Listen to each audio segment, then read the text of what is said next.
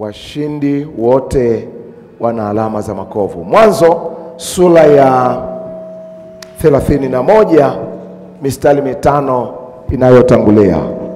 Mwanzo sura ya 31 mistari 5 inayotangulia. Neno la Mungu linasema, basi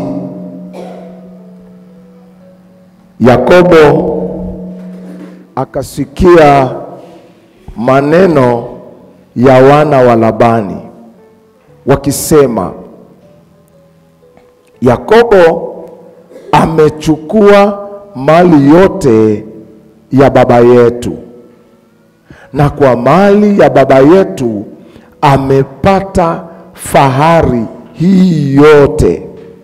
Yakobo akaona uso wa Labani ya kuwa haukumtazama vema kama jana na juzi. Bwana akamwambia Yakobo, urudi mpaka nchi ya baba zako, kwa maana na kwa jamaa zako, nami nitakuwa pamoja nawe. Yakobo akatuma watu, akawaita Raheli na Lea waje nyikani kwenye wanyama wake. Akawaambia, naona uso wa baba yenu kwamba hanitazami vema kama jana na juzi, lakini Mungu wa baba yangu amekuwa pamoja nami, nanyi mnajua ya kwamba kwa nguvu zangu zote nimemtumikia baba yenu. Amen. Bwana Yesu Kristo asifiwe. Bwana Yesu Kristo asifiwe. Ndugu zangu, kama haukubaliki kama mwanzo, kama Yakobo ilivyotokea akashindwa kukubalika kama mwanzo, Biblia inasema kwa Yakobo kwamba Yakobo akasema na wake zake, naona uso wa baba yangu Labani, baba mkwe, haunitazami vema kama jana na juzi. Ni wazi kuwa Yakobo tayari amepoteza kukubalika kwa mjomba wake Labani na watoto wake pia. Ikumbukwe ya kwamba Yakobo hakukubalika nyumbani kwa baba yake Isaka kwa amani, na hakutoka kule kwa amani. Aliondoka baada ya kumtapeli ndugu yake Esau kwa uzaliwa wake wa kwanza.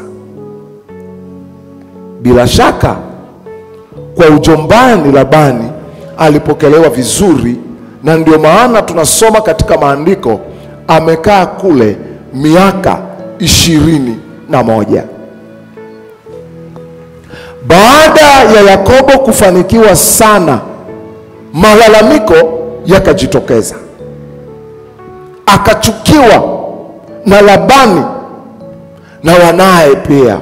Ukisoma Mwanzo sura ya 31 mstari wa kwanza, Biblia inasema, basi Yakobo akasikia maneno ya wana wa Labani wakisema, Yakobo amechukua mali yote ya baba yetu, na kwa mali ya baba yetu amepata fahari hii yote. Mambo yamebadilika. Kibali chake na upendeleo wake vimetoweka. Mlango wa kuendelea kukaa kwa Labani ukafungwa Kwa nini? Kwa sababu yale maisha aliyokuwa napitia mazuri yakaonekana yanakuwa mabaya, akaanza kupitia katika kipindi kigumu. Badala ya kukubaliwa, anaanza kukataliwa tena na watu wa nyumbani kwake. Lakini Mungu ni mwaminifu. Bado Yakobo anaendelea kulindwa na Mungu katika ule mstari wa 3, ambapo Bwana akamwambia Yakobo, urudi mpaka nchi ya baba zako na jamaa zako, nami nitakuwa pamoja nawe. Na hapa tunafundishwa nini? Tunaweza tukawa katika eneo ambalo hatukubariki, kama Labani ilivyokuwa, na yeye akaambiwa urudi kwa nyumba ya baba zako na mimi nitakuwa pamoja nawe. Kwetu kuna mahali tunaweza tukawa tukashindwa kukubalika, wakashindwa kutuelewa. Turudi kwa baba yetu wa mbinguni. Tukirudi kwa baba yetu wa mbinguni, atatuheshimisha tena.